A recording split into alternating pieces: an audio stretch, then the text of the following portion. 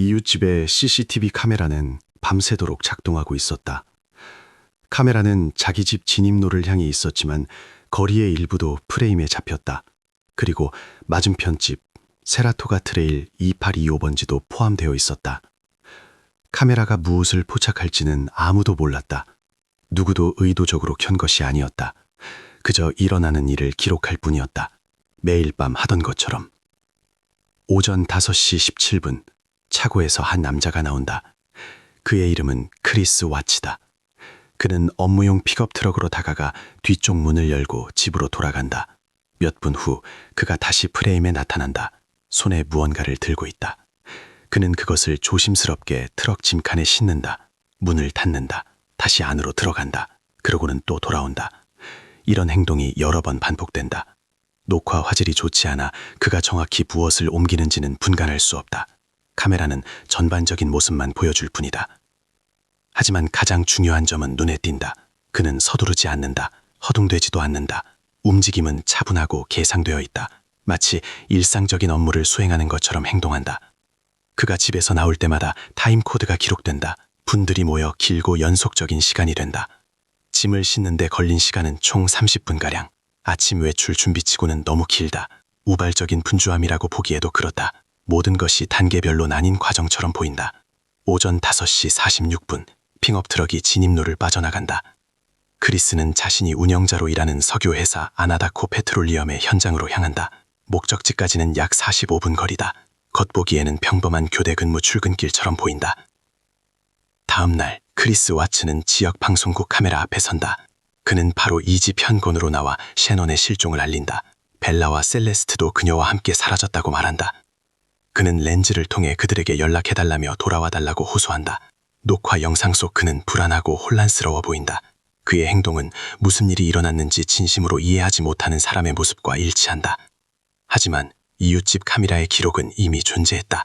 말도 감정도 없이 명확한 시간 표시와 함께 그날 아침을 분 단위로 기록한 영상이. 그리고 바로 이 대중적 이미지와 기록된 행동 사이의 불일치가 추가 조사의 출발점이 되어 수사팀을 첫 번째 불편한 결론으로 이끌게 된다. 이 집에서 무슨 일이 있었는지 이해하려면 먼저 이 가족이 외부에서 어떻게 보였는지를 살펴봐야 한다. 이웃, 지인, 그리고 인터넷상의 수천 명의 사람들이 본 모습이 바로 그것이다. 그리고 밖에서 보기에 모든 것은 완벽해 보였다. 셰넌 와츠는 소셜미디어에서 매우 활발한 삶을 살았다.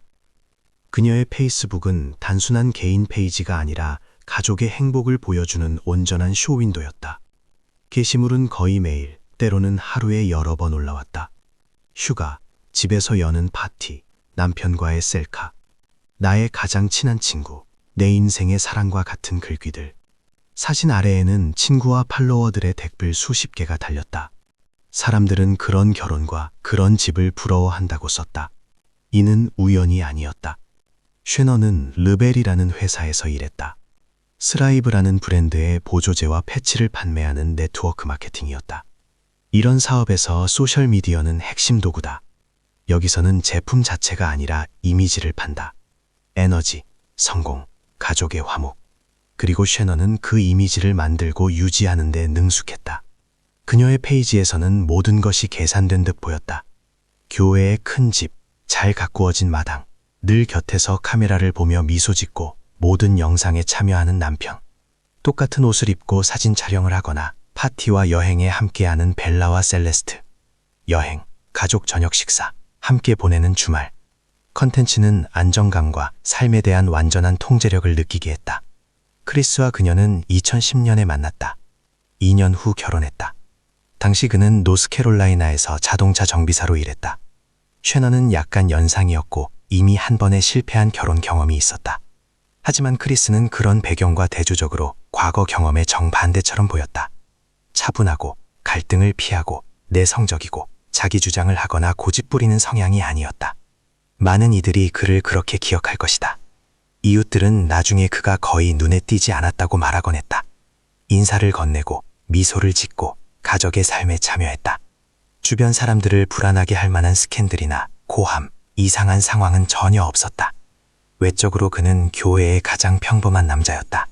결혼 후 그들은 콜로라도로 이사했다. 그리스는 석유회사 아나다코 페트롤리엄의 운용자로 취직했다. 근무 시간이 명확하고 수입이 안정적인 일이었다. 셰넌은 자신의 사업에 집중했고 시간이 지나면서 좋은 판매 실적을 올렸다. 가족에게는 벨라가, 그 다음에는 셀레스트가 태어났다. 나중에 그들은 프레더릭의 집을 샀다. 새로운 동네, 조용한 거리, 부유한 교회의 전형적인 모습이었다. 그리고 이 모든 것은 인터넷에서 끊임없이 확인되었다.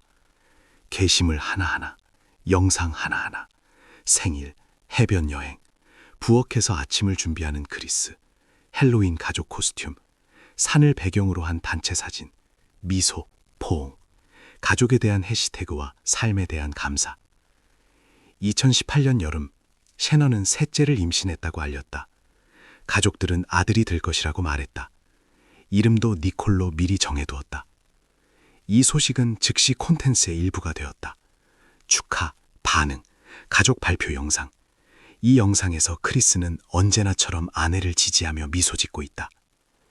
2018년 8월 13일 밤, 셰넌은 애리조나 출장에서 돌아왔다. 그곳에서는 동료들과 함께 참석한 르벨 컨퍼런스가 열렸다. 출장에서 찍은 마지막 사진은 피닉스 공항에서였다. 그녀는 미소 짓고 있다. 평소와 다른 점은 아무것도 없다. 애리조나에 아직 머무는 동안 그녀는 마지막 게시물을 올린다. 평범한 사진, 몇 줄의 글, 불안한 신호는 없다.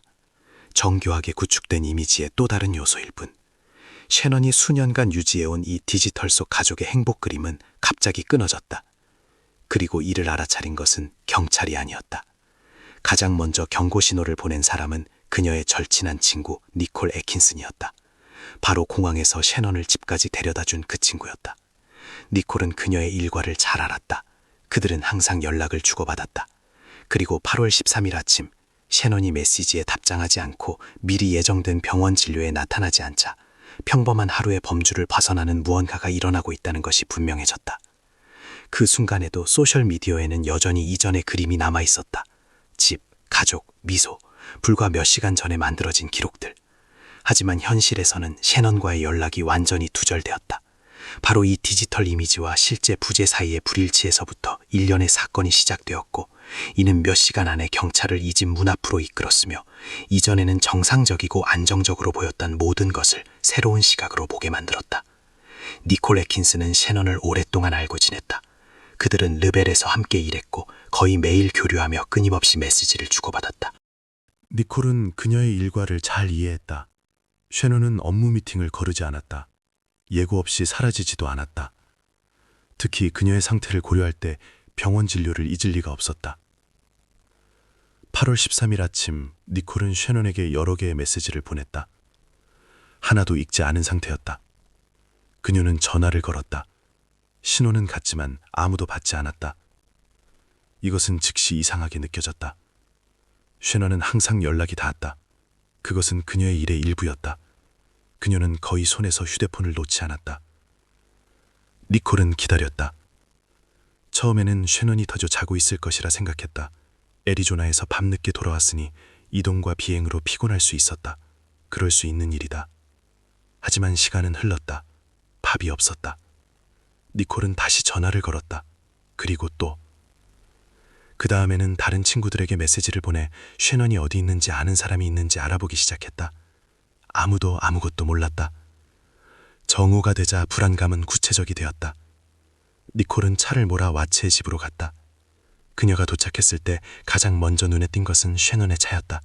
그 자리에 그대로 있었다. 니콜은 전날 밤 공항에서 그녀를 집까지 데려다 주었기 때문에 확실히 알 수 있었다. 현관문은 닫혀 있었다. 니콜은 초인종을 눌렀다. 조용했다. 문을 두드렸다. 아무 반응이 없었다. 그녀는 집을 돌아 창문을 들여다보았다. 안에는 움직임이 없었다. 집은 마치 아침이 멈춘 듯 보였다. 니콜은 크리스에게 전화를 걸었다. 그는 받았다. 직장에 있다고 했다. 아침에 일찍 나왔고 셰넌은 아직 자고 있었다고 말했다. 벨라와 셀레스트도 집에 있었다고 했다. 모든 게 정상이었다고. 그는 왜 그녀가 답이 없는지 모르겠다고 말했다. 휴대폰 배터리가 방전되었거나 어딘가 외출했을 수도 있다고 추측했다. 니콜은 이 말을 믿지 않았다. 셰넌이 나갔다면 왜 그녀의 차가 마당에 있는가? 휴대폰이 방전되었다면 왜 집에서 나가지 않았는가? 모든 게 정상이었다면 왜 미리 준비했던 병원 진료를 놓쳤는가? 오후 1시 40분 니콜은 프레더릭 경찰서에 전화했다. 그녀는 친구가 연락이 되지 않으며 이는 그녀답지 않은 행동이고 상황이 심각하게 우려된다고 신고했다. 해당 주소로 순찰차가 파견되었다. 거의 같은 시각에 크리스는 직장에서 나와 집으로 향했다. 그들은 경찰과 거의 동시에 도착했다. 그들은 함께 집으로 다가갔다. 니콜은 밖에 남아 있었다. 내부는 평온해 보였다. 강제로 침입한 흔적은 없었다. 물건들은 제자리에 있었다. 집은 누군가 서둘러 떠난 공간이라는 인상을 주지 않았다. 침대는 정리되어 있었다. 부엌은 깨끗했다. 거실에는 벨라와 셀레스트의 물건들이 놓여 있었다. 그다음 셰넌의 개인 소지품에 주목했다. 그녀의 휴대폰이 집에 있었다. 그 옆에는 지갑과 결혼 반지가 놓여 있었다. 셰넌은 이 물건들 없이는 거의 외출하지 않았다. 휴대폰은 그녀의 업무 도구이자 주요 연락수단이었다. 이 발견은 즉시 상황의 분위기를 바꾸었다. 이런 상황은 평범한 외출이라는 가설과 잘 맞지 않았다. 그런 상태의 사람이 휴대폰, 지갑, 반지를 두고 집을 나서지는 않는다. 그리고 벨라와 셀레스트를 데리고 가면서 그들의 물건은 안에 남겨두지도 않는다. 크리스는 집에 있었다. 그는 당황한 듯 보였다. 무슨 일이 일어나고 있는지 모르겠다고 말했다. 아침에는 모든 게 괜찮았다고 반복했다. 그들이 대화를 나눈 후 자신이 출근했다고. 평범한 아침, 특이한 점은 없었다. 하루 동안 경찰은 계속해서 확인 작업을 벌였다. 이웃들을 신문했다. 그 중에는 이웃집에 설치된 CCTV 녹화 영상에도 주목했다. 당시에는 그것이 현장 조사의 형식적인 일부처럼 보였다. 영상은 별다른 설명이나 결론 없이 분석을 위해 수거되었다. 동시에 노스캐롤라이나에 있는 셰넌의 친척들과 연락했다. 8월 13일 저녁 셰넌 와츠와 벨라 셀레스트는 공식적으로 실종자로 발표되었다. 그들의 사진은 언론에 전달되었다. 정보는 지역사회와 소셜미디어를 통해 퍼져나가기 시작했다. 같은 날 크리스 와츠는 지역 방송국인 벤버 세븐과 인터뷰를 했다. 그는 자기 집 현관에 서서 카메라를 통해 가족에게 호소했다. 그의 목소리는 차분했다. 그는 침착해 보였다. 이 인터뷰를 지켜보던 형사들은 나중에 한 가지 세부 사항을 지적할 것이다. 크리스는 마치 대답할 수 있는 사람이 아니라 이미 곁에 없는 사람에게 말하는 것처럼 이야기했다. 가족 실종 사건이 공개되자 크리스 와츠는 관심의 중심에 섰다. 그는 카메라를 피하지도 언론을 막지도 않았다. 같은 날 그는 자기 집 현관으로 나와 덴버 세븐 방송국과 인터뷰를 했다. 그는 차단하게 서 있었다. 카메라를 똑바로 응시했다. 사람들이 듣고 싶어하는 말을 했다. 셰넌에게 말을 걸었다. 그녀가 돌아오기를 기다린다고 했다. 벨라와 셀레스트를 언급했다. 그들 없이는 집이 텅 비었다고 반복했다. 말은 정확했다. 평탄하게. 불필요한 세부사항 없이. 하지만 이미 이 사건에 깊이 파고들던 사람들은 이상한 느낌을 받았다. 크리스는 몇 시간 전에 온 가족이 사라진 사람처럼 보이지 않았다. 그는 말을 더듬지도 헷갈려 하지도 않았다. 정신이 나간 것처럼 보이지도 않았다. 그의 말은 마치 무엇을 어떤 순서로 말할지 미리 알고 있었던 것처럼 잘 짜여 있었다. 나중에 형사들은 이 인터뷰를 몇 번이고 다시 돌려볼 것이다. 구체적인 문구 때문이 아니라 억양 때문이었다. 크리스는 초연하게 말했다. 마치 상황을 제3자의 입장에서 묘사하는 것 같았다. 그 순간에는 이것을 증거라고 할 수는 없었다. 그저 기록해두고 나중을 위해 남겨두는 내부적인 신호에 가까웠다. 동시에 그는 경찰에 첫 상세 진술을 했다. 크리스는 8월 13일 아침의 사건에 대해 이야기했다. 그의 말에 따르면 5시쯤 일어나서 출근 준비를 시작했다. 셰넌도 깨어났다. 그들 사이의 관계에 대한 힘든 대화가 있었다. 그는 헤어지고 싶다고 고백했다고 말했다. 셰넌은 속상해했다. 그 후 크리스의 주장에 따르면 그는 출근했고 나중에 돌아왔을 때 집에는 아무도 없었다. 이 버전은 설득력 있게 들렸다. 가족 간의 다툼은 일어난다. 사람들은 거리를 두기 위해 친척이나 친구 집으로 가기도 한다. 처음 몇 시간 동안은 이것이 특별한 일처럼 보이지 않았다. 하지만 이 이야기가 완전히 맞아떨어지지 않게 하는 세부 사항들이 남아 있었다. 셰논의 휴대폰은 집에 놓여 있었다. 지갑과 결혼 반지도 그곳에 있었다. 차는 차고에 있었다. 이것은 계획적인 외출과는 거리가 멀었다. 특히 이른 아침 그녀가 처한 상태를 고려하면 더욱 그랬다. 그리스에게 반박하거나 거친 질문을 하지는 않았다. 그의 말은 그저 기록될 뿐이었다. 같은 시각 아침 상황을 재구성하는 데 도움이 될 만한 모든 것을 수집했다. 이웃들과 대화했다. 시간을 확인했다. 누가 언제 집 근처에서 움직임을 봤는지 살폈다. 이웃 중 한 명인 네이트 트리나스티치는 맞은편에 살았다. 그의 집에는 비빈트 CCTV 시스템이 설치되어 있었다. 카메라는 자신의 진입로를 향해 있었지만 2825번지 집의 차고를 포함한 거리 일부도 프레임에 잡혔다.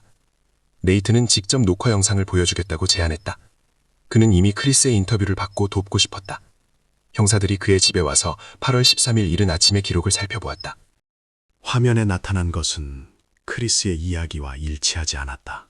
오전 5시 17분, 차고에서 한 남자가 나온다. 크리스다. 그는 자신의 업무용 픽업 트럭으로 다가가 뒤쪽 문을 열고 집으로 돌아간다. 잠시 후 다시 나타난다. 무언가를 들고 있다. 짐칸에 싣는다. 다시 들어간다. 그러고는 또 한 번 돌아온다. 움직임은 차분하고 순차적이다. 서두름 없이. 이 모든 짐 싣기는 약 20분이 걸린다. 5시 46분, 픽업 트럭이 진입로를 빠져나와 동네 출구로 향한다. 녹화 영상에는 셰넌이 보이지 않는다. 그녀가 집에서 나가는 모습도 보이지 않는다. 그녀를 데리러 올 다른 차도 보이지 않는다. 카메라는 오직 크리스와 그의 행동만을 기록한다. 이 영상이 모든 질문에 대한 답을 주지는 않았다. 하지만 처음으로 그날 아침을 말이 아닌 사실을 통해 보여주었다.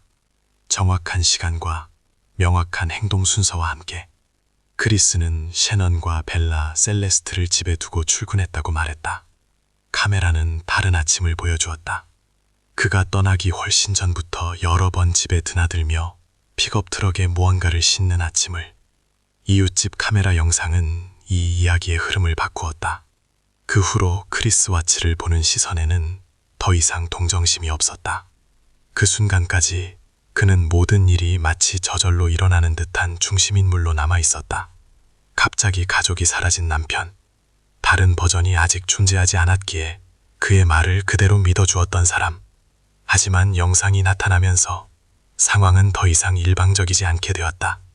이제 크리스의 아침은 그의 이야기에만 의존하지 않게 되었다. 다음 단계는 이런 사건에서 항상 일어나는 일이지만 좀처럼 입 밖에 내지 않는 것이었다. 형사들은 그 사람 자체를 유심히 보기 시작했다.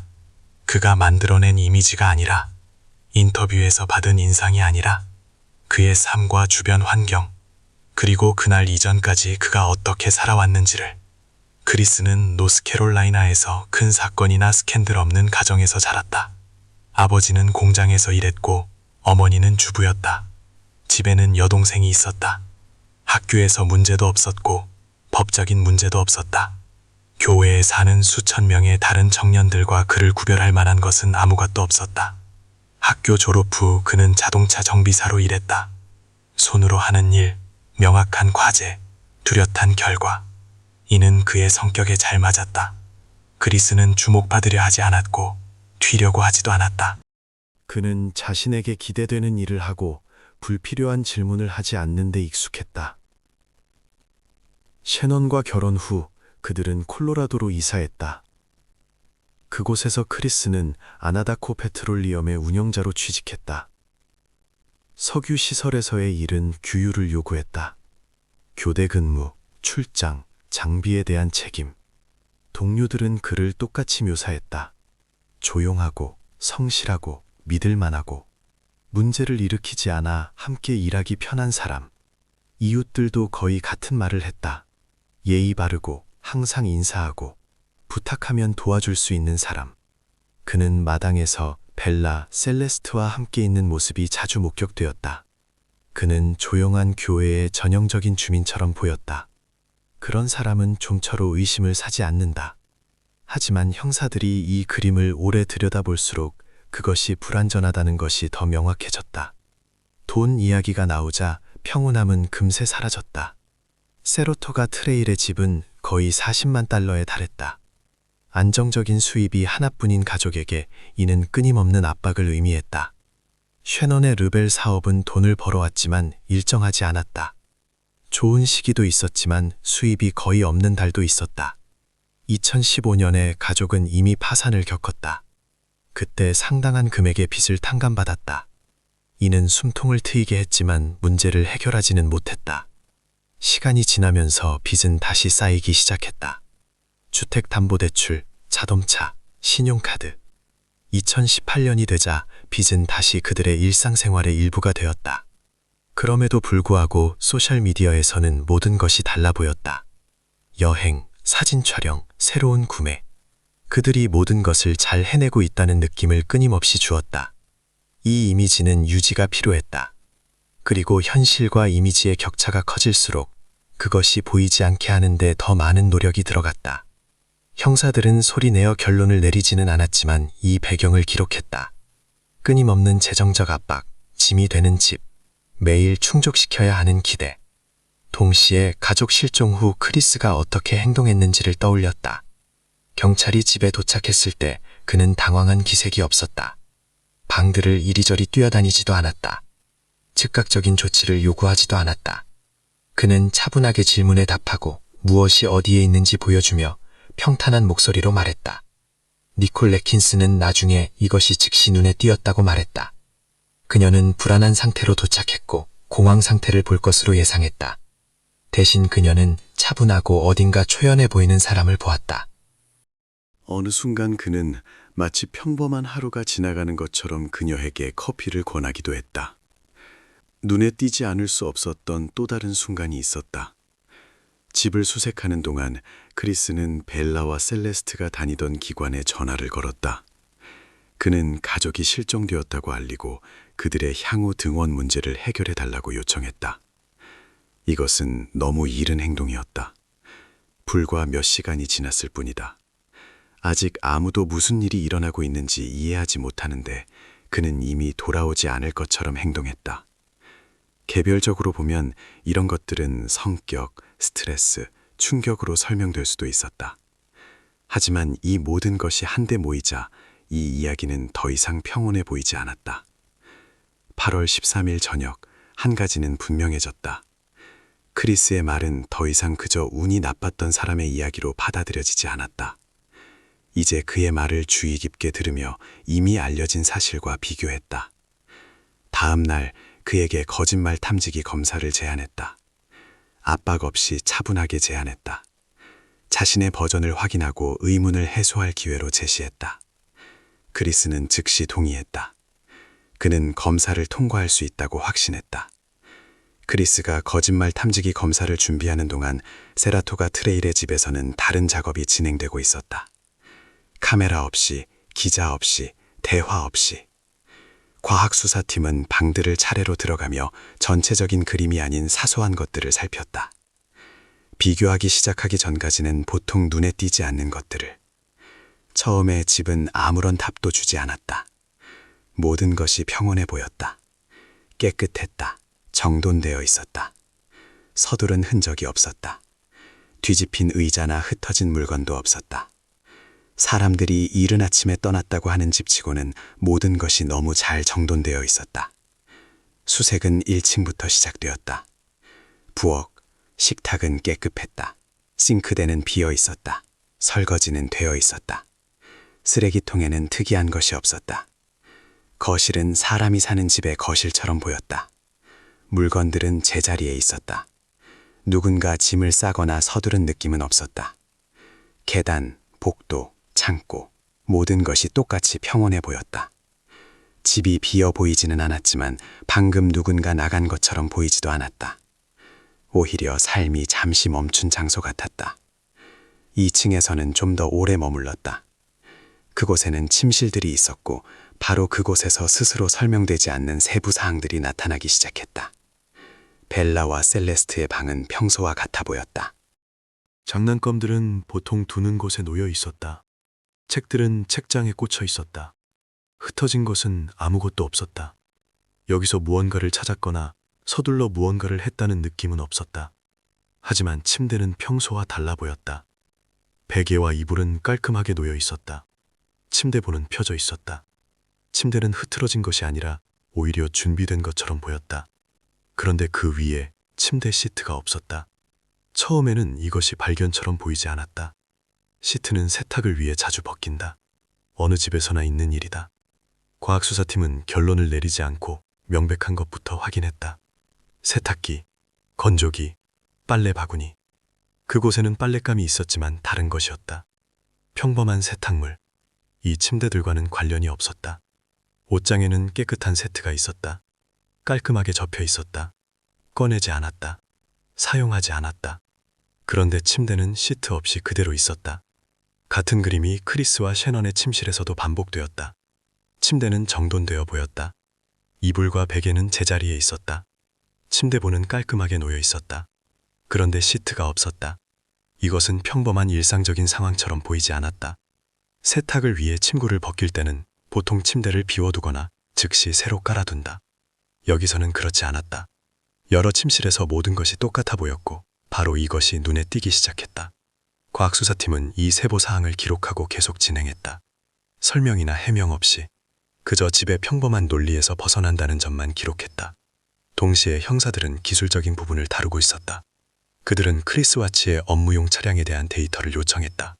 아나다코 페트롤리엄 회사의 업무용 픽업 트럭에는 GPS 추적기가 장착되어 있었다. 이런 시스템은 운전자의 개입 없이 자동으로 경로를 기록한다. 정보는 지체 없이 빠르게 도착했다.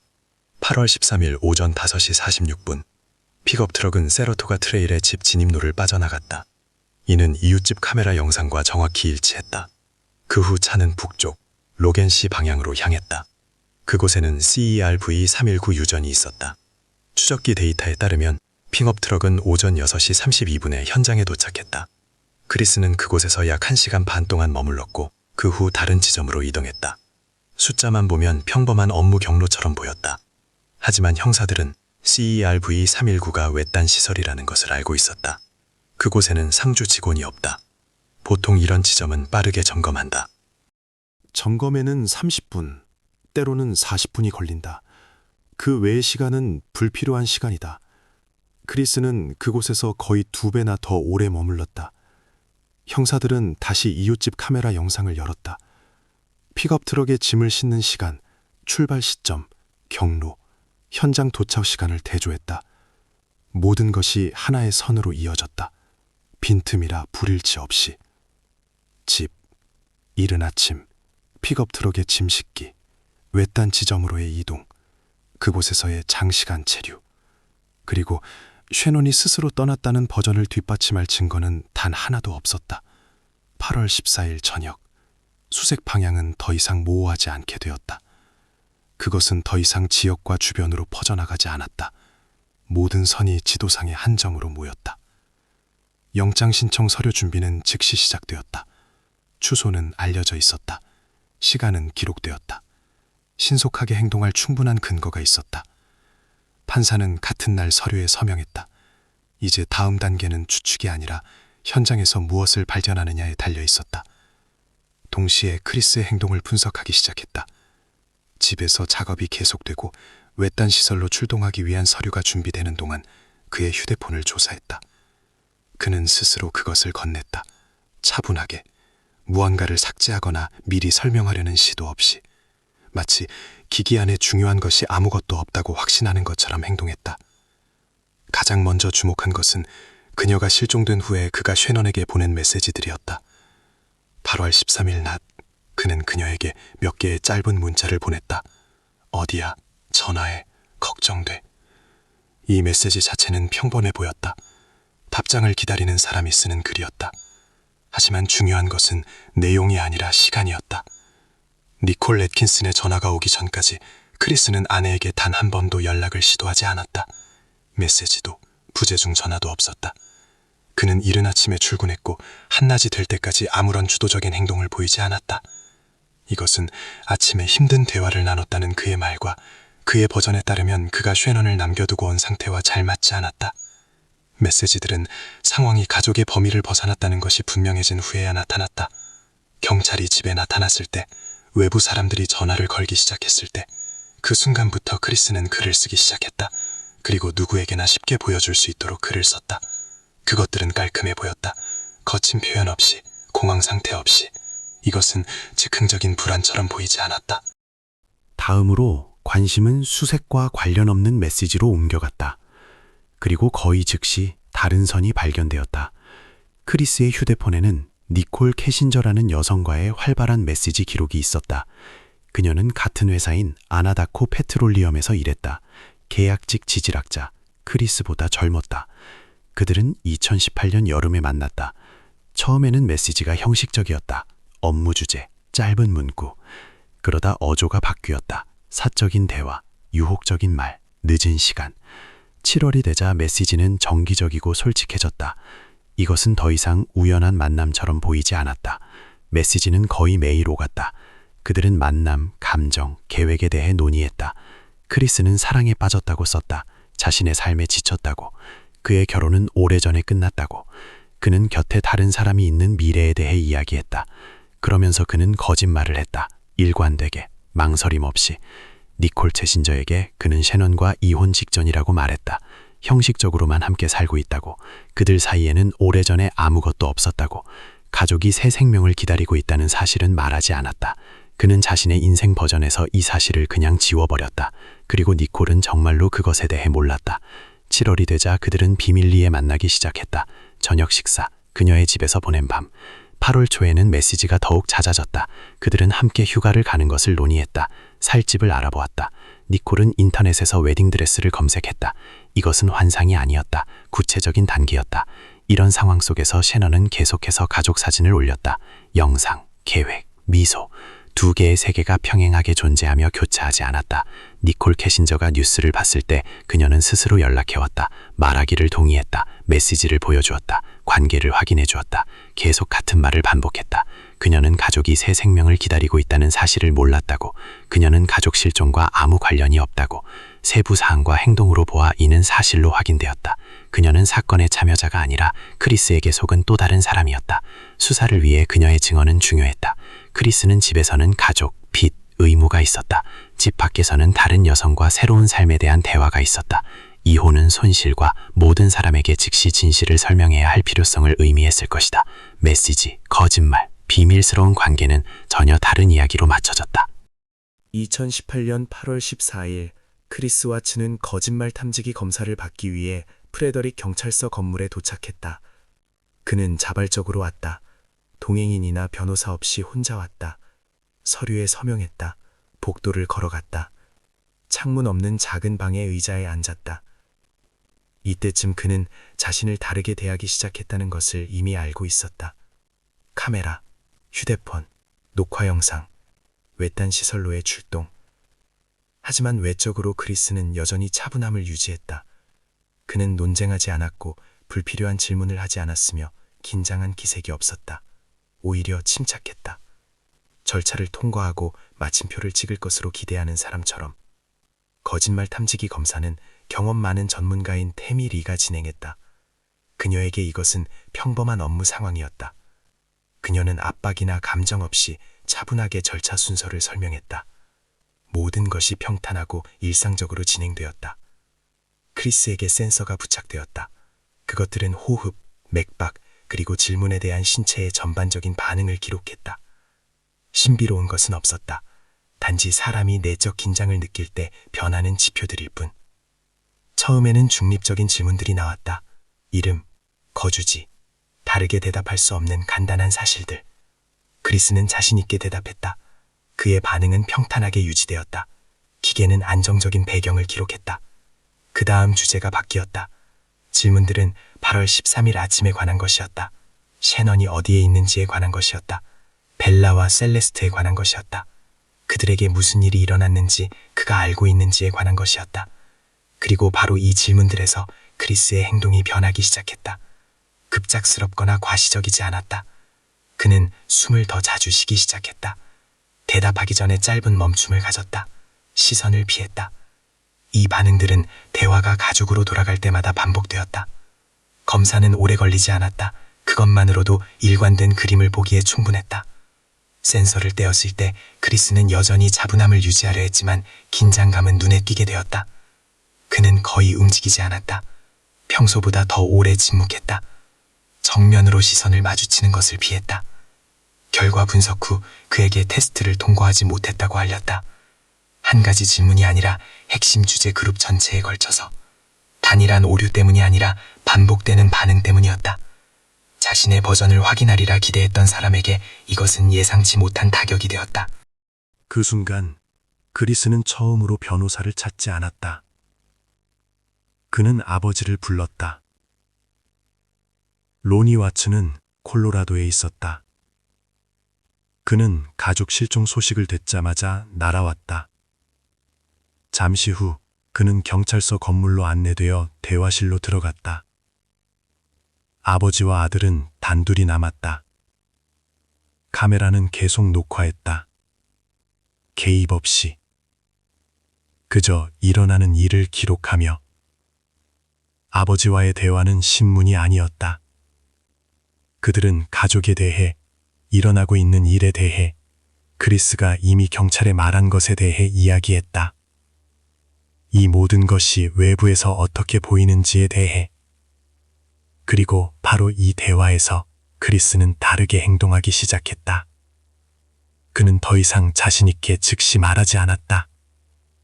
멈칫거리고 시선을 내리고 몇 번이나 말을 멈췄다. 마치 어떻게 계속해야 할지 모르는 것처럼. 이전에 그가 차분하게 말했던 단어들이 이제는 눈에 띄게 힘겹게 나왔다. 크리스가 아버지와 함께 신문실에 앉아 있는 동안 형사들은 이 이야기의 또 다른 부분을 다루고 있었다. 그들은 그의 TV 인터뷰 영상을 비언어적 행동 전문가들에게 보냈다. 대부분의 사람들이 글을 읽는 것보다 더 정확하게 몸의 언어를 읽을 줄 아는 사람들이다. 크리스가 8월 13일 저녁 자기 집 현관에서 한 벤버세븐 인터뷰는 불과 몇 분 길이었다. 일반 시청자에게는 뉴스에 나오는 평범한 호소처럼 보였다. 하지만 전문가들에게는 그 시간이 충분하고도 남았다. 모든 몸짓, 모든 눈의 움직임, 짧은 멈춤, 그리고 얼굴의 미세 표정들이 별개의 이야기로 합쳐졌다. 그리고 그 이야기는 크리스가 기자들과 경찰에게 보여주려 했던 이야기와는 크게 달랐다. 가장 먼저 주목한 것은 강한 고통의 일반적인 징후가 없다는 점이었다. 사랑하는 사람들이 어디 있는지 모를 때 신체는 보통 말보다 먼저 반응한다. 어깨가 처진다. 목소리가 불안정해진다. 말이 더듬거린다. 사람은 한 곳에 서 있지 못하고 계속 자세를 바꾸며 불필요한 움직임을 한다. 크리스에게는 그런 것이 없었다. 그는 차분하게 서 있었다. 몸은 거의 움직이지 않았다. 어깨는 반듯했다. 목소리는 안정적이었다. 떨림도 호흡의 흐트러짐도 없었다. 그는 마치 하룻밤 사이에 집이 텅 비었다는 것이 아니라 남의 일에 대해 말하는 것처럼 침착하고 상황을 통제하는 것처럼 보였다. 다음으로 얼굴 표정이 주목을 끌었다. 영상은 프레임 단위로 특정 순간을 느리게 재생하며 다시 보았다. 그리스가 셰넌과 벨라, 셀레스트에 대해 말하는 몇몇 장면에서 그의 얼굴에는 그런 상황에서 예상치 못한 것이 나타났다. 입꼬리에 짧고 거의 눈에 띄지 않는 움직임. 무의식적으로 나타났다가 즉시 사라지는 미세한 미소. 이것은 기쁨처럼 보이지 않았다. 오히려 내적 긴장이나 통제감을 느끼는 사람의 반응에 가까웠다. 이런 표정들은 느린 재생 없이는 포착하기 어렵지만 바로 이것들이 종종 사람이 말하는 것과 실제로 느끼는 것 사이의 불일치를 드러낸다. 또 다른 세부 사항은 말 자체에 관한 것이었다. 전문가들은 크리스가 사용한 표현들을 주의 깊게 분석했다. 개별 단어가 아니라 말하는 전반적인 방식. 그가 셰넌, 벨라, 셀레스트를 언급할 때 그의 문구는 마치 일시적인 부재가 아니라 이미 끝난 상황을 묘사하는 것처럼 들렸다. 집이 그들 없이 텅 비었다. 그는 그들이 집에 있었으면 좋겠다. 이 구조들은 기다림이나 찾고 있다는 느낌 없이 초연하게 들렸다. 이런 말하기 방식을 언어적 거리두기라고 한다.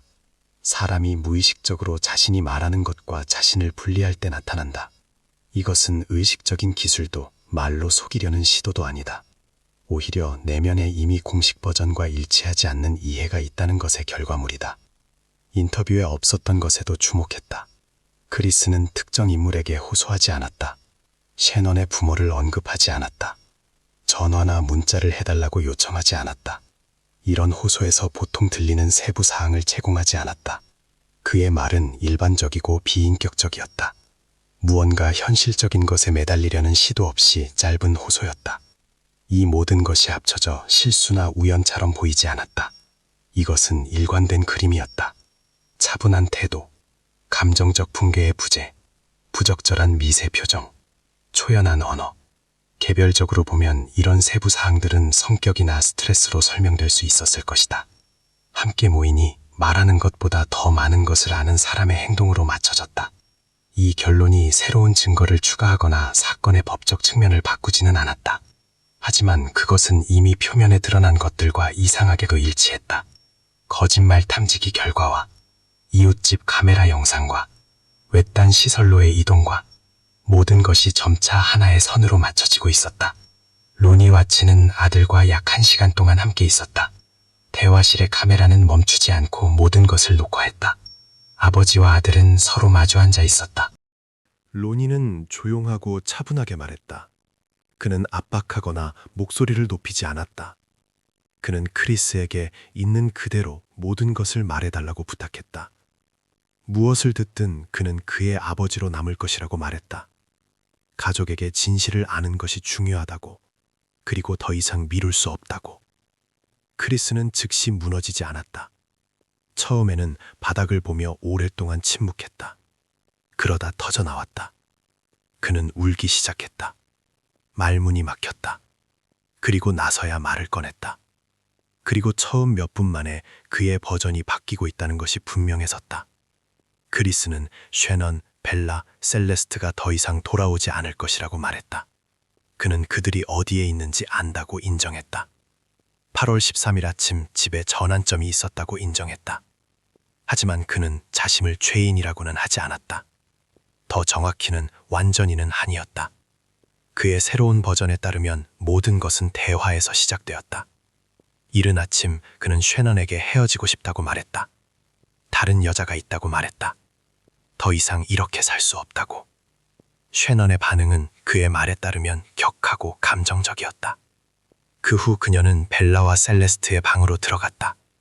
크리스는 침실에 남아 있었다고 주장했다. 어떤 소리를 들었지만 중요하게 생각하지 않았다. 셰넌이 그냥 짐을 싸서 떠나는 줄 알았다. 그가 확인하러 들어갔을 때 상황은 이미 돌이킬 수 없는 지경을 넘어섰다. 벨라와 셀레스트는 움직임 없이 누워 있었다. 크리스의 말에 따르면 그 후 그는 통제력을 잃었다.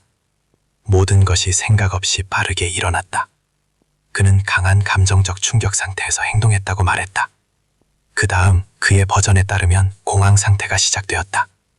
그는 무엇을 해야 할지, 어떻게 일어난 일을 설명해야 할지 몰랐다. 모든 것을 즉시 숨기기로 결정했다. 3명 모두를 픽업 트럭에 싣고 업무 현장인 서비 319로 갔다. 이 장소를 수색하기 위한 영장은 미리 준비되어 있었다. 이제 남은 것은 그가 직접 보여준 것을 확인하는 것뿐이었다. 크리스는 지도에서 서비 319 현장의 정확한 위치를 가리켰다. 그의 말에 따르면 셰넌이 남겨진 구역을 표시했다. 벨라와 셀레스트를 위해 사용한 저장된 그의 번호를 말했다. 경찰은 이제 그의 말뿐만 아니라 구체적인 지점과 좌표도 갖게 되었다. 겉으로 보기에 크리스는 낙담한 듯 보였다. 그는 눈물을 흘리며 말했다. 목소리가 갈라졌다. 재앙을 겪고 상황을 감당할 수 없었다고 변명하려는 사람의 인상을 주었다. 이 녹음을 들은 사람들은 그 이야기가 너무 편리하다는 것을 이해했다.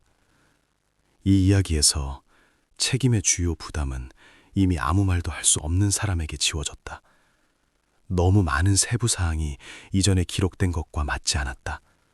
하지만 이 버전은 어쨌든 사건의 흐름을 바꾸었다. 이제 관심의 중심에는 그의 행동뿐만 아니라 현장에서 그의 모든 말을 확인할 필요성이 놓이게 되었다. 의학적 감정은 실제로 무슨 일이 어떤 순서로 일어났는지를 보여주어야 했다. 흔적들이 그가 말한 것과 일치하는지, 그의 말이 사실로 확인되는지. 크리스의 말을 끝까지 들었다. 끼어들지 않았다. 논쟁하지 않았다. 이것은 의식적인 조치였다. 사람이 말하기 시작하면 끝까지 말하게 둔다. 모든 세부 사항이 나중에 그에게 불리하게 작용할 수 있다. 남은 것은 그곳에 가서 그의 말을 확인하는 것뿐이었다. 8월 15일 새벽, 전문가 그룹이 현장으로 출발했다. 과학수사팀이 세르비 319 현장에서 작업하는 동안 경찰서에서는 크리스가 아버지와 대화 후 내놓은 버전을 계속 분석하고 있었다. 벨라와 셀레스트에게 일어난 일에 셰넌의 책임이 있다는 그의 버전은 확인이 필요했다. 그리고 이를 위해서는 모든 일에 발단이 된 사람과 이야기해야 했다. 바로 니콜 캐신저였다. 크리스가 이전의 삶을 포기할 준비가 되어 있었던 그 여성. 니콜은 같은 날 신문을 위해 소환되었다. 그녀는 혼자 왔고 즉시 협조할 준비가 되어 있음을 분명히 했다. 당황하고 겁에 질린 모습이었다.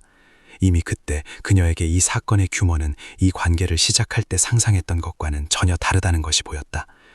대화는 압박 없이 차분하게 시작되었다. 간단한 질문부터 어떻게 만났는지, 언제부터 교류하기 시작했는지, 크리스가 자신의 가족에 대해 무엇을 말했는지. 니콜은 상세하게 대답했고 주제를 피하려 하지 않았다. 그들은 2018년 6월 아나다코의 한 작업 현장에서 만났다. 크리스는 그녀에게 차분하고 믿음직한 사람이라는 인상을 주었다. 그가 먼저 메시지를 보내고 만나자고 제안하며 자신에 대해 이야기했다. 그리고 처음부터 자신에게 필요한 이미지를 만들어냈다. 그는 자신의 결혼이 사실상 끝났다고 말했다. 셰넌과 오래전부터 이웃처럼 살고 있다고, 이혼은 시간과 형식의 문제라고. 그는 복잡한 관계에서 벗어나 새로운 장을 시작하려는 사람으로 소개했다. 니콜은 믿었다. 의심할 이유가 없었다. 만날 때 크리스는 결혼 반지를 끼지 않았다. 그는 저녁과 주말에 자유로웠다. 이것을 셰넌이 일 때문에 자주 출장을 가는 것으로 설명했다. 가족이 새 생명을 기다리고 있다는 사실에 대해서는 한마디도 하지 않았다. 이 점이 핵심이 되었다. 크리스는 이것을 완전히 숨겼다. 수사관들이 그녀에게 이 사실을 알렸을 때 그녀는 충격에 빠졌다. 만약 가족에게 새 생명이 생길 것을 알았다면 관계는 시작되지 않았을 것이라고 말했다. 그녀에게 이것은 일어난 모든 것을 완전히 바꾸는 것이었다. 그녀에게 크리스의 전화기에서 발견된 문자 메시지를 보여주었다. 7월과 8월 초의 메시지였다. 미래에 대한 계획, 함께 사는 것에 대한 논의 등이 담겨 있었다. 니콜은 이 모든 것이 사실이라고 확인해 주었다. 그녀는 정말로 살 집을 알아보고 있었다. 그는 모든 것을 새로 시작하고 싶다고 말했다. 하지만 8월 초 크리스의 행동이 변했다. 그는 이혼 절차가 지연되고 있다고 불평하기 시작했다. 셰넌이 자신을 놓아주려 하지 않는다고 말했다. 니콜은 관계를 확실히 해달라고 요구하기 시작했다. 그녀는 상황이 어떻게 돌아가는지, 얼마나 더 기다려야 하는지 알아야 했다. 그리고 여기서부터 감정적 붕괴라는 크리스의 버전과는 잘 맞지 않는 그림이 서서히 드러나기 시작했다. 그는 동시에 두 개의 삶을 살고 있었다. 하나는 새 식구를 맞을 준비를 하는 셰넌과 가족의 삶, 다른 하나는 그가 언제 거짓말을 멈출 것인지 점점 더 자주 묻는 니콜과의 삶이었다. 선택은 어차피 해야만 했다. 이혼은 심각한 재정적 손실을 의미했다. 재산 분할, 법적 의무, 집을 잃는 것까지. 이미 쌓인 빚이 있는 상황에서 이는 큰 타격이었다. 게다가 니콜이 모든 사실을 알게 되면 틀림없이 그를 떠날 것이었다. 크리스는 자신에게 출구처럼 보이는 길을 선택했다. 문제를 근본적으로 해결하고 과거를 뒤로 남겨두는 길이었다. 이것은 충동적인 결정처럼 보이지 않았다. 이기적이고 냉정한 계산이었다. 그는 자신의 편의를 다른 모든 것보다 우선시했다. 니콜은 증언을 통해 모든 핵심 사항을 확인해 주었다. 조사를 마친 그녀는 울면서 경찰서를 떠났다. 이 사건은 그녀에게도 파괴적이었다. 곧 그녀는 대중의 시선에서 사라져 이름을 바꾸고 다른 곳으로 떠나야 했다. 그녀의 증언이 완전히 새로운 사실을 밝혀낸 것은 아니었다. 하지만 수사팀이 이미 파악하고 있던 내용과 놀라울 정도로 정확하게 일치했다. 검증 결과, 영상 기록, 그날 아침 크리스의 이동 경로와 말이다. 이때쯤 수사팀은 더 이상 추측하거나 감에 의존할 가설을 세울 필요가 없을 만큼 충분한 사실을 확보한 상태였다. 크리스가 이전에 했던 모든 말은 이제 차분히 단계별로 분석하고 사실 여부를 검증할 수 있었다.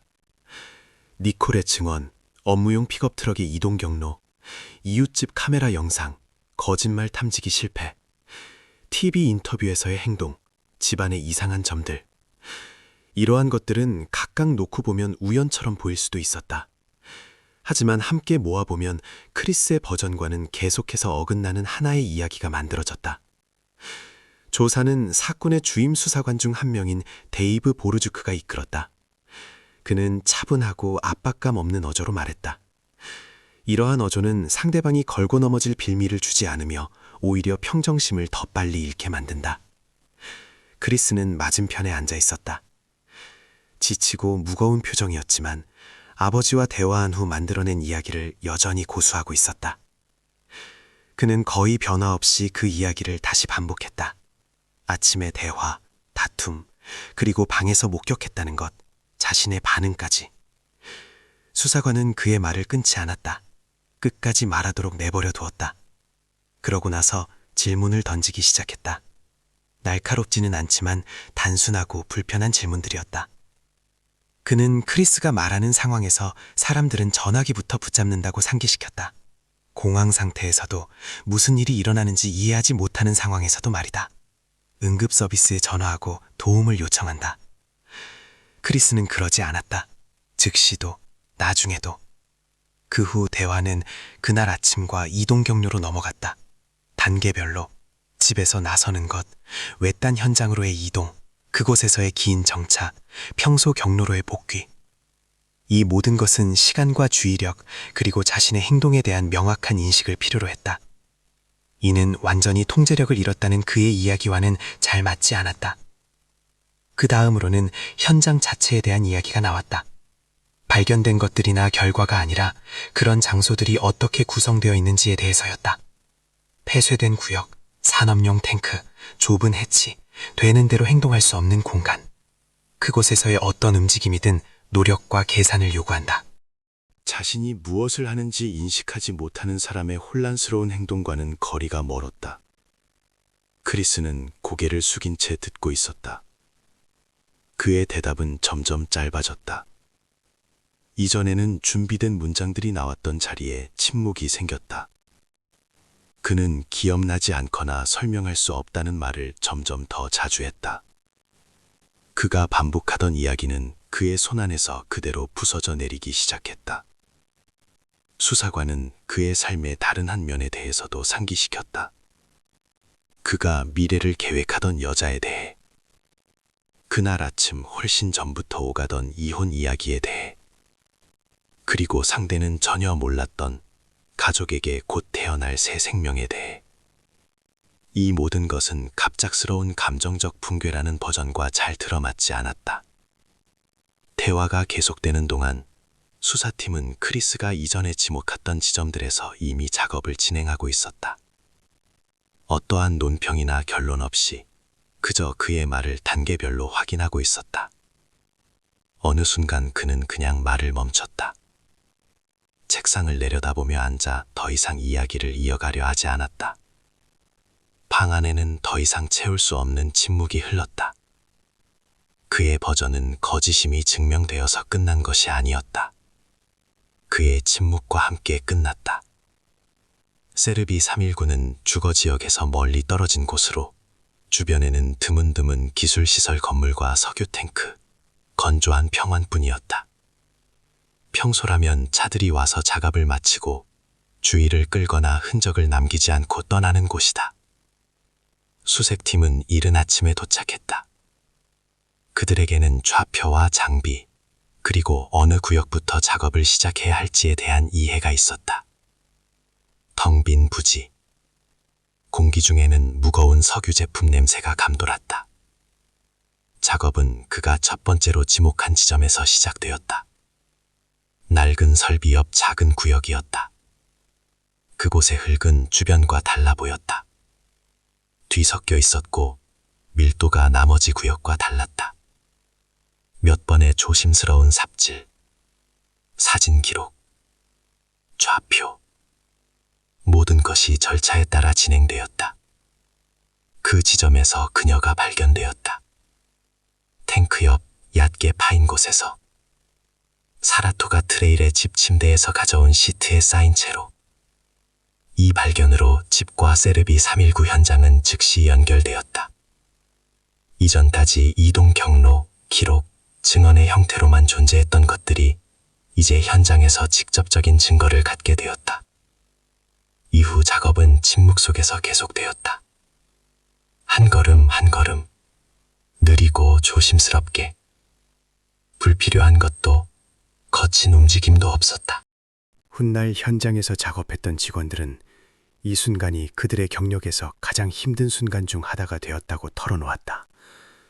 이제 그들 앞에는 여러 버전의 가설과 추측이 아닌 구체적인 결과가 놓여 있었기 때문이다. 그 후 탱크로 이동했다. 그가 지목했던 탱크들이었다. 직경이 20cm가 조금 넘는 좁은 해치가 달린 금속 탱크. 수천 배럴 용량의 거대한 탱크로 들어가는 아주 작은 통로였다. 일반적인 점검에는 이런 해치를 거의 사용하지 않는다. 하지만 그날은 평범한 날이 아니었다. 현장으로 특수 장비가 동원되었다. 내용물 배출 준비, 냄새 제어, 방호복 착용이 시작되었다. 모든 것은 위험 물질을 다루는 기술 시설의 규정대로 진행되었다. 이것이 일반적인 작업이 아니라는 것은 그때 이미 분명했다. 해치를 열었다. 탐침을 내렸다. 액체는 걸쭉하고 어두우며 끈적했다. 먼저 시트 한 장을 꺼냈다. 그리고 또 한 장. 그 후 안쪽에 이곳에 온 목적인 그것이 있다는 것이 분명해졌다. 벨라와 셀레스트가 발견되었다. 둘 다 그가 지목한 탱크 안에 있었다. 둘 다 집에서 사라진 시트에 쌓여 있었다. 모든 것이 우연히 추측할 수 없는 세부 사항들과 일치했다. 외부인의 흔적 없이, 다른 누군가가 개입한 흔적 없이. 작업은 몇 시간에 걸쳐 진행되었다. 특수복, 사진 기록, 측정, 보고서 작성. 현장에서 일했던 사람들은 훗날 며칠이 지나도 기억에서 사라지지 않는 무거운 냄새의 감각이 남아 있었다고 말했다. 하지만 어느 순간부터 냄새는 더 이상 중요하지 않았다. 그 후로는 기록하고 검증할 수 있는 것들만 다루었다. 현장 작업이 완료되었을 때 전문가들은 핵심 사실을 확인했다. 세 사람 모두 그곳에 상당 시간 동안 있었다. 생명 활동이 유지될 가능성을 시사하는 징후는 없었다. 그 결과들은 사건의 원인에 대해 명확한 결론을 내리게 했다. 우발적인 비극이나 공황 상태라는 버전은 이 단계에서 더 이상 고려되지 않았다. 이후 초기 절차가 끝난 뒤 의학적 감식을 통해 또 다른 중요한 세부 사항이 확인되었다. 가족은 실제로 새 생명을 기다리고 있었다. 이는 추측이 아닌 확정된 사실이었다. 태어날 아기의 이름은 이미 정해져 있었다. 니코였다. 이 대화들은 아주 최근의 일이었다. 8월 13일 아침 이후 그 모든 것은 아무런 의미가 없어졌다. 크리스가 말했던 모든 것이 현장에서 확인되었다. 이제 자료를 모으고 감식 결과를 정리하고 사건의 연쇄를 실제 모습 그대로 기록하는 일만 남았다. 이 시점에서 이야기는 더 이상 여러 가설에만 국한되지 않을 것이 분명해졌다. 크리스는 진술을 2번 바꿨다. 처음에는 가족이 그냥 사라졌고 자신은 아무것도 모른다고 했다. 그 후에는 모든 일이 집에서 대화 후에 일어났다고 주장하며 쉐넌에게 죄를 뒤집어 씌우려 했다. 두 이야기 모두 사실 앞에서 무너졌다. 하지만 여전히 빠져있는 중요한 조각이 하나 있었다. 또 다른 계획이 아닌 온전한 이야기가 필요했다. 건너뛰거나 변명하지 않고 그날 밤을 처음부터 끝까지 그 자신이 어떻게 구성하는지를 들어야 했다. 크리스는 이미 몇 달 동안 격리되어 있었고 더 이상 시간을 끌 수 없다는 단순한 사실을 이해하고 있었다. 그의 이전 말들은 더는 통하지 않았다.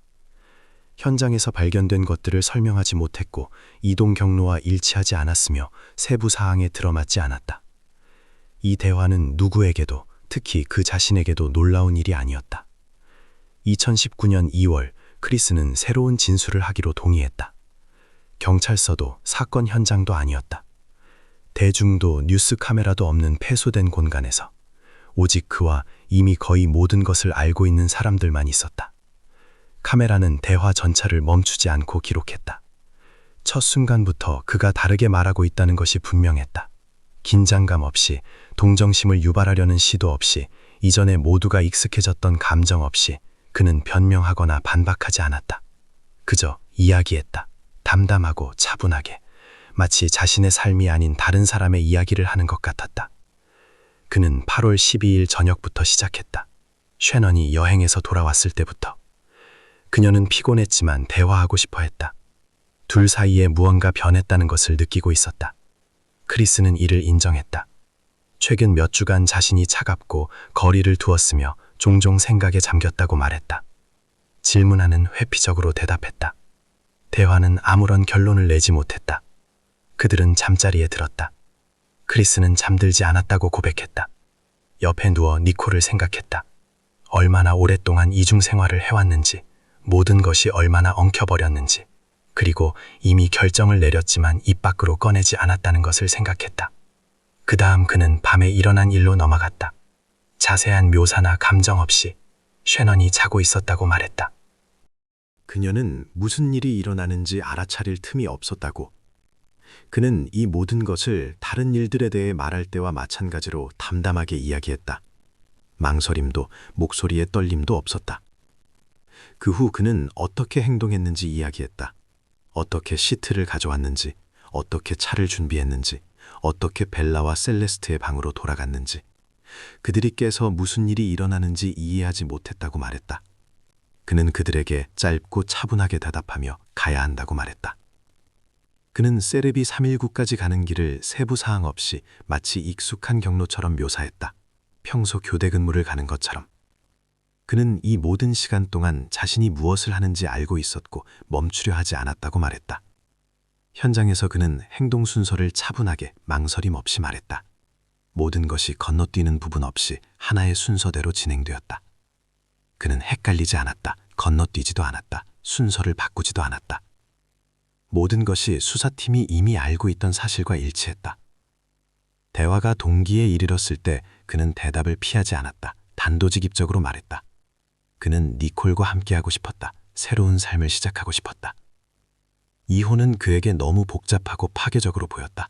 재정, 집, 미래의 의무들, 그리고 가장 중요한 것은 셰넌이 임신했다는 사실을 니콜이 알게 되면 떠날 것이라는 두려움이었다.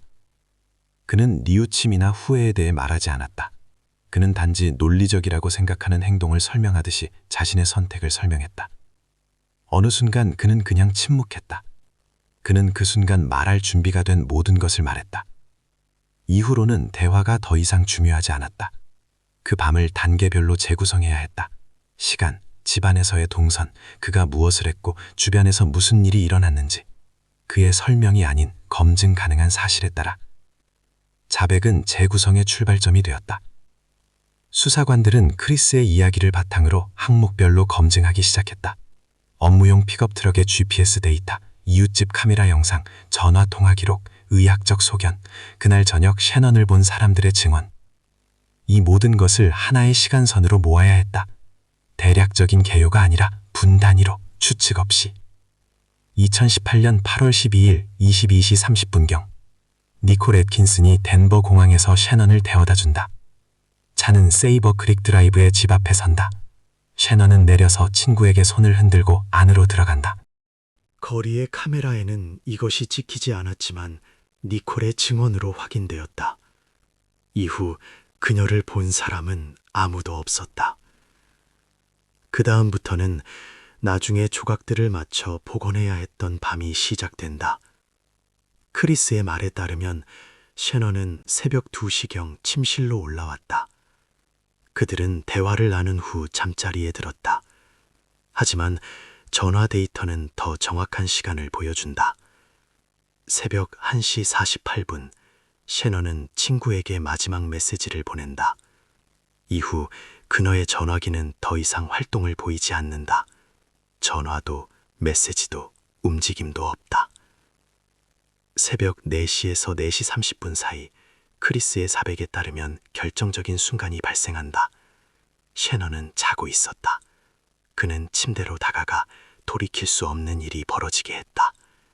의학적 감식은 나중에 이 버전과 일치하는 흔적을 기록할 것이다.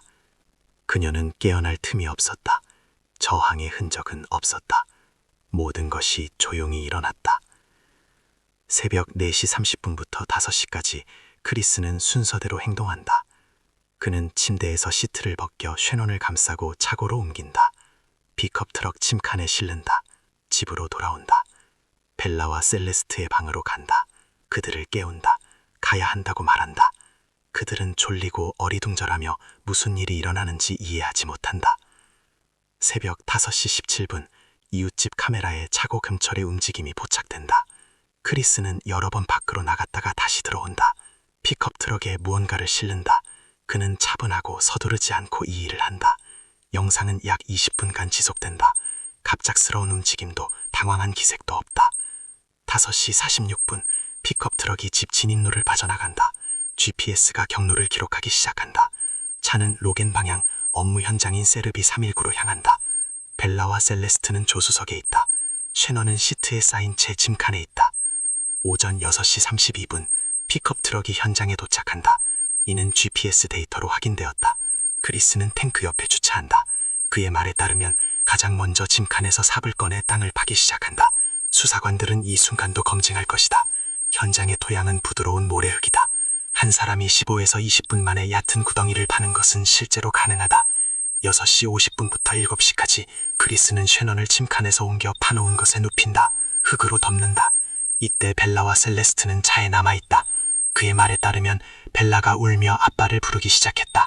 이 세부 사항들은 나중에 감식에서 밝혀진 사실과 일치할 것이다. 그 후 사건은 다음 30분 안에 전개된다. 크리스는 같은 시나리오대로 계속 행동한다. 그는 탱크의 해치를 열고 벨라와 셀레스트가 그 안으로 들어가게 되었다. 해치의 직경은 약 8인치다. 수사관들은 나중에 비슷한 크기의 마네킹으로 검증을 실시할 것이다. 이것은 가능하지만 노력과 시간이 필요하다. 그리고 이것 또한 전체 시간표에 들어맞는다. 7시 30분부터 8시까지 픽업 트럭은 제자리에 머문다. GPS는 움직임이 없음을 보여준다. 크리스는 도구를 치우고 현장을 둘러보며 눈에 띄는 것이 남지 않았는지 확인한다. 그는 서두르지 않는다. 정확히 오전 8시 차는 세르비 319를 떠나 다음 업무 현장으로 향한다. 평범한 현장 직원의 경로다. 크리스는 장비를 점검하고 사진을 찍고 작업 일지를 작성한다. 그의 행동에는 평소 일정에서 벗어나는 것이 아무것도 없다. 수사관들이 모든 시간 지점을 종합했을 때 불일치는 남지 않았다.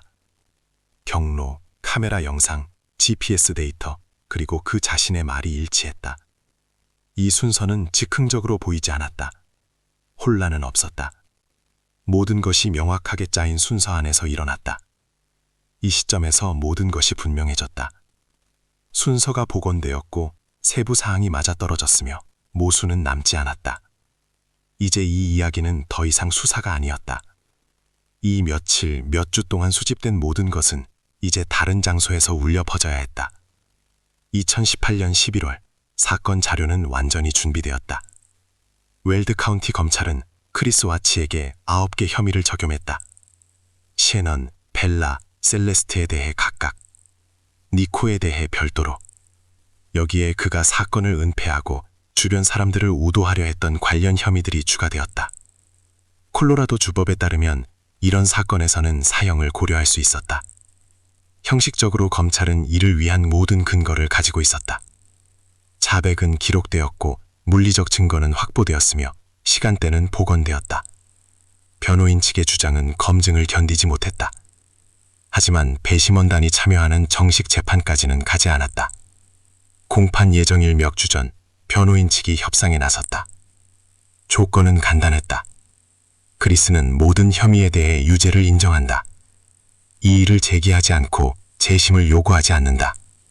그 대가로 검찰은 사형 구형을 포기한다. 대신 가석방 없는 종신형을 구형한다. 검찰에게 이는 몇 달간의 공개 재판 없이 사건을 종결하는 것을 의미했다. 셰넌의 가족에게는 법정에서 모든 세부 사항을 다시 파헤치는 것을 피하는 것을 의미했다. 셰넌의 부모님과 상의한 후 이 합의를 받아들이기로 결정했다.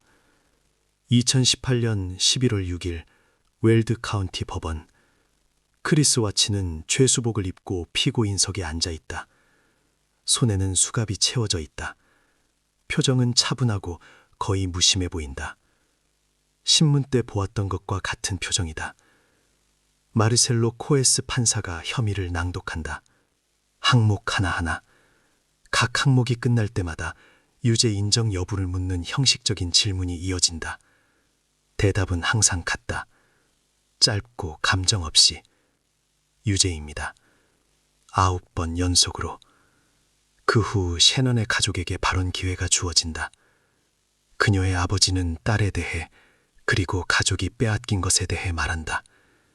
긴 문장 없이 무언가를 증명하려는 시도 없이 그는 크리스를 바라보며 대답을 기대하지 않는 질문을 던진다. 그녀의 어머니가 이어서 말한다. 상실에 대해 용서는 없을 것이라고. 그녀가 바라는 유일한 것은 크리스가 다시는 자유를 얻지 못하는 것이라고. 셰넌의 남동생도 발언한다.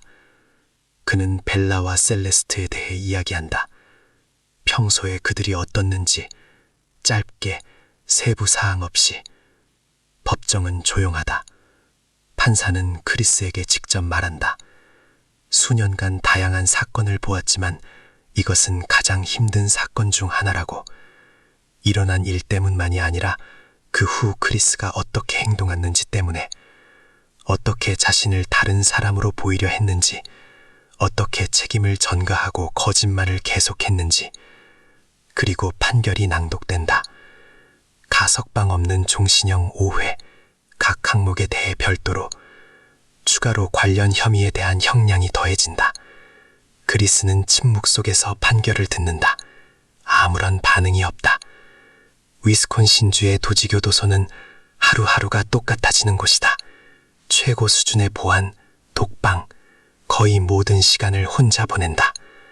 크리스 와치는 2018년 11월부터 이 생활을 하고 있으며 앞으로도 그렇게 살아갈 것이다. 그의 이전 삶은 이 격리가 시작된 곳에서 끝났다. 하지만 철창 속에서도 그는 시야에서 사라지지 않았다. 이 사건에 대한 관심은 시간이 지나도 약해지지 않았다. 기자들, 다큐멘터리 제작자들, 심리학자들은 계속해서 그와의 접촉을 시도했다. 그리고 크리스는 문을 닫지 않았다. 그는 편지에 답장했다. 대화에 응했다. 몇 번이고 자신의 이야기로 돌아갔다. 그리고 매번 그의 이야기는 조금씩 다르게 들렸다. 어디선가 새로운 세부 사항이 나타났다. 어디선가 강조점이 바뀌었다. 때로는 뉘우침에 대해 말하기도 하고, 때로는 신앙에 대한 성찰에 빠지기도 했다. 하지만 이 말들을 그가 이전에 했던 말들과 비교해보면 이야기가 계속해서 조정되고 있다는 느낌이 들었다. 처벌을 위해서가 아니었다. 재판을 위해서도 아니었다. 다른 사람들이 자신을 어떻게 인식하는지에 대한 통제감을 느끼기 위해서였다. 시간이 지나면서 이 사건은 한 카운티의 개인적인 이야기를 넘어섰다. 전문가들이 가족 몰살범 패밀리 어나일레이터라고 부르는 사례로 분석되기 시작했다. 마지막 순간까지 겉으로는 평범하게 남아있으면서 자신의 가족을 파괴하는 사람들. 전과도 없고 명백한 위험 신호도 없는 사람들. 바로 이것이 가장 무서운 점이다. 셰넌의 소셜미디어는 필연적으로 특별한 주목을 받았다. 판결 후 사람들은 대거 그녀의 게시물로 돌아갔다. 사진, 영상, 글을 보았다. 이 사진들만으로는 모든 것이 어떤 결말을 향해 가고 있었는지 전혀 알 수 없었다. 겉으로 보기에는 추천의 다른 가족들과 같은 삶처럼 보였다.